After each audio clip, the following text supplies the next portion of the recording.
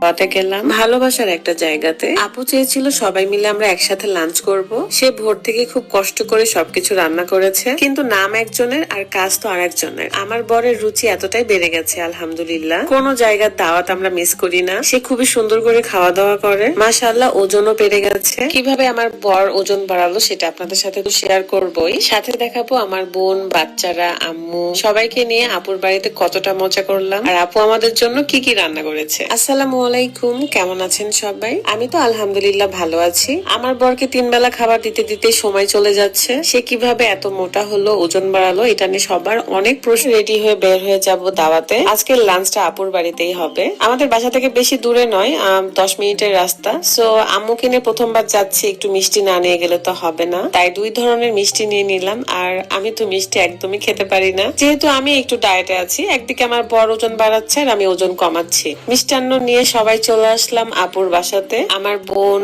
আমার বোনের বাচ্চারা, আমার মেয়ে, আমার মা সবাই কিন্তু চলে এসেছে। যেদিন থেকে আমার ভালোবাসার মানুষগুলো শুনেছে আমার আম্মু এসেছে, সেদিন থেকে সবাই আমার আম্মুকে দেখতে চায়, আম্মুকে খাওয়াইতে চায়, একসাথে সময় কাটাতে চায়। সো আমার খুবই ভালো লাগে যারা আমার আম্মুকে সম্মান করছে, ভালোবাসছে। পৃথিবীতে এইটাই নিয়ম, কারোর আপন হতে হলে তার প্রিয় মানুষটাকে ভালোবাসতে হয়, তার প্রিয় জিনিসটাকে কদর করতে হয়। আমার মেয়ে তো বেলকুনিতে এসে খুব সুন্দর করে শহরটা দেখতেছিল। রাজশাহী শহরটা খুবই নিরিবিলি, খুব শান্ত পরিবেশ। আম্মুকেও সেটা ঘুরে ঘুরে দেখিয়েছি। এদিকে আমার মালিয়া আপু তো অনেক কিছু রান্না করেছে সেই সকাল থেকে, খুব সুন্দর করে র্যাপিং করে রেখেছিল। সেগুলো আমরা এখন খুলে ফেলছি, কারণ সবাই মিলে এখন খেতে বসবো। অলরেডি 3টা, 3:30 বেজে গেছে। প্রত্যেকটা খাবার যতটা ইয়াম্মি লাগতেছে ঠিক ততটাই মজা। প্রত্যেকটা বাচ্চারাও খুব মজা করে খেয়েছে। আমার মেয়ে তো ঝাল পছন্দ করে না, তারপরও চিকেন ফ্রাই গুলো সে খেয়েছে, রোস্ট খেয়েছে। আমি তেমন কোনো দাওয়াতে গেলে খেতে পারি না, বা বিয়ের দাওয়াত হোক বা বাড়িতে, কিন্তু আমার হাজবেন্ড এখন মাশাআল্লাহ অনেক ভালো খায়। তার মুখের রুচি এতটাই বেড়ে গেছে যে সে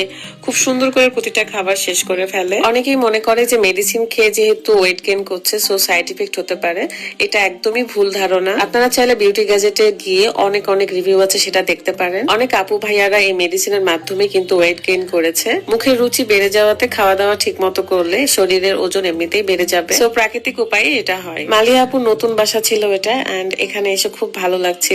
সে খুব সুন্দর করে আম্মুকে প্রতিটা খাবার সার্ভ করে দিচ্ছে, সাথে আমিও একটু হেল্প করছিলাম, কারণ আমি পরেই খেতে বসবো। 4 বছরেরও বেশি সময় ধরে আপুর সাথে পরিচয়, এন্ড আপু আমাকে খুবই ভালোবাসে। আমার উইল উইশার বলতে পারেন একজন। খুব সুন্দর করে আপু আমাদেরকে মেন্টালি সাপোর্ট দেয়, এটা আমার কাছে অনেক ভালো লাগে। আপুর জন্য সবাই দোয়া করবেন। সে একটু অসুস্থ, আল্লাহ যেন তাকে খুব তাড়াতাড়ি সুস্থ করে দেয়। মাঝে মাঝে আম্মু আমাকে একটু খাওয়াই দিচ্ছিল, আর আমি সবাইকে খাবার বেড়ে দিচ্ছিলাম। এরই ফাঁকে আমার মেয়েটাকেও খাওয়াই দিচ্ছিলাম। প্রতিটা রান্নায় খুবই মজা ছিল, এবং আপু নিজের হাতে বোরহানি বানিয়েছে। খাওয়া দাওয়া শেষ করে আমরা অনেকক্ষণ আড্ডা দিয়ে গল্প করি, দেন বাসায় চলে আসি। এটি ছিল আমাদের আজকে সুন্দর মুহূর্ত।